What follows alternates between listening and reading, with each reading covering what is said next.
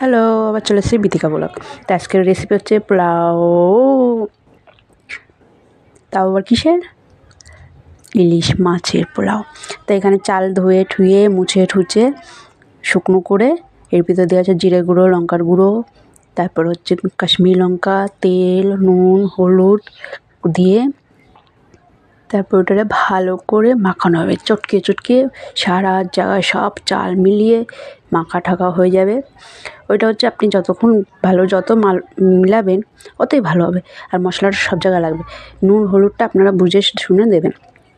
তো সব দেওয়ার পর ওইটা মেখে টুকে গুছিয়ে একটুখানি 1 ঘন্টা আপনারা রেস্ট দেবেন। মাখা যখন দেখবেন যে ওইটা চালটা পুরো ভিজে গেছে তখন পুরো কমপ্লিট। তারপরে এদিকে একটা হাঁড়িতে আমরা নিচে আগে তেল মাখিয়েছি। তেল মাখিয়ে ওর ভিতর তেজপাতা দিয়ে দিয়েছি যেন না ভেজে। তারপর চালটা দিয়ে দিয়েছি। আর এখানে হচ্ছে আলু আগে দিয়ে ভেজে রাখছি। আলু আর কাঁচা লঙ্কা ভেজে ঠেজে রেখে দিয়ে তারপরে এগুলো আপনারা এক এক করে সুন্দর করে পাটে পাটে সাজিয়ে দেবো। আপনারা অনেকে বিরিয়ানি করেছেন, বিরিয়ানির মতো নেই, কিন্তু একটু তফাৎ আছে। বিরিয়ানিটা আমরা চালটা হয়ে যায় ভাতটা ফ্যানটা ঝেড়ে ফেলি, কিন্তু এটা ফ্যানটা ঝাড়া হয় না। এটা হচ্ছে ফ্যান শুদ্ধ এটা করা হয়, কিন্তু একদম ঝুরঝুরে হবে, প্লেন হবে। তো এদিকে দেখো আলু দিয়ে দেওয়া হয়ে গেছে। আর এবার আরেকবার এই চালটা দেওয়া হচ্ছে। এই চালটা পুরো এবার দেওয়া হয়ে গেলে তারপর দেওয়া হবে ইলিশ মাছ। তাই ইলিশ মাছ আপনারা যেরকম চাল সেরকম দিতে পারে, ভেজেও দিতে পারেন, কাঁচাও দিতে পারে। তো আমাদেরটা এখানে কাঁচাও দিয়েছে আর ভাজাওটা দিয়েছে। এবার পাটে পাটে এই ইলিশ মাছগুলো পুরো কমপ্লিটভাবে সাজানো হবে সুন্দর করে। সাজিয়ে ফেললে কী হবে কি আপনাদের মাছগুলো বুঝতে পারবেন কোন জায়গায় কোনটা পাওয়া গেছে। তা মাছগুলো ভাজা মাছগুলোও আমরা সাথে দিয়ে দেবো, আর ঝোলের কাঁচা মাছগুলো দিয়ে দেবো। কাঁচা মাছগুলো একদম উপরে নিচে দেবো, কেন কাঁচা মাছটা হতে টাইম লাগবে। তো কাঁচা মাছটা সব মাখানো হয়েছিল নুন হলুদ দিয়ে, ওটা মাখিয়ে রাখা হয়েছিল। তারপরে সাজিয়ে দিই। এবার যা বাকি চালটা ছিল ওই চালটা দিয়ে তারপরে এবার দেখুন এই যে ভাজা মাছ, ভাজা ইলিশ, এই ভাজা মাছটা দেওয়া হচ্ছে। তাই ভাজা মাছটা অনেকে ভাজা মাছ খুব ইলিশ মাছের ভাজাটা খেতে পছন্দ করে, আর অনেকে খায় না। তো এখানে ইলিশ মাছটা যেরকম আমার বর ইলিশ মাছ ভাজাই পছন্দ করে, তাই ওর জন্য আলাদা করে কটা ভাজা হয়েছে। আর ওই কটা কাঁচা রাখা হয়েছে, কেন কাঁচাও ভালো লাগে, আর হচ্ছে আপনারা ভাজাটাও খেতে পারেন, যে যেটা ভালো করে।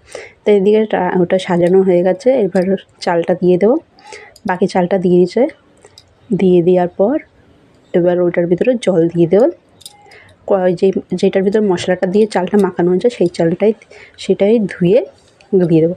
তারপর আপনারা আর একটু এক্সট্রা জল দেবেন, মাপ নিয়ে নেবেন। এটা হচ্ছে আমার শাশুড়ি বলতে পারবে, 4 আঙ্গুল উনি মাপ দেয়, সেইটা এখন আমি শিখিনি, পারি না।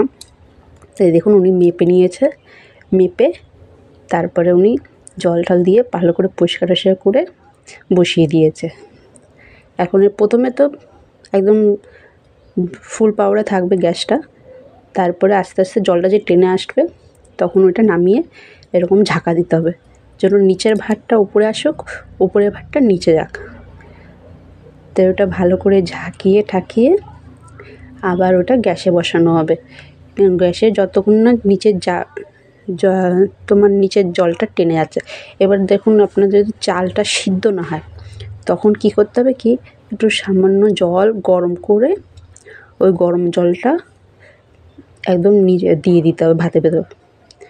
চাল সিদ্ধ না মানে যেরকম আপনারা 3 কোটো চালের নিয়েছেন, তো 3 কোটো চালের মাপের জল এবার কম পড়ে গেল, বুঝতে পারছেন না, তখন ওইটা একটু গরম জল করে ওর ভিতরে লবণ কম হলে লবণ কম ভিজিয়ে গুলিয়ে একটু ফুটিয়ে তারপর চালের ভিতরে দিয়ে দেবেন, ভাতও হয়ে যাবে আর রাইসও কমপ্লিট। তাই দেখুন আমাদের ভাতটা হয়ে গেছে, সবই হয়ে গেছে, একদম ঝুরঝুরে হয়েছে, পুরো ফ্রেশ। আমাদের একটা মাপ মতো জল হয়ে গেছে, পুরো জল উনি আমার শাশুড়ি 4 আঙ্গুল মেপে দেয়, 4 আঙ্গুলই মেপে দিয়েছে, একদম পুরো ঝুরঝুরে রাইস। তো এটা হচ্ছে আপনারা পোলাও বলতে। Tata, bye bye.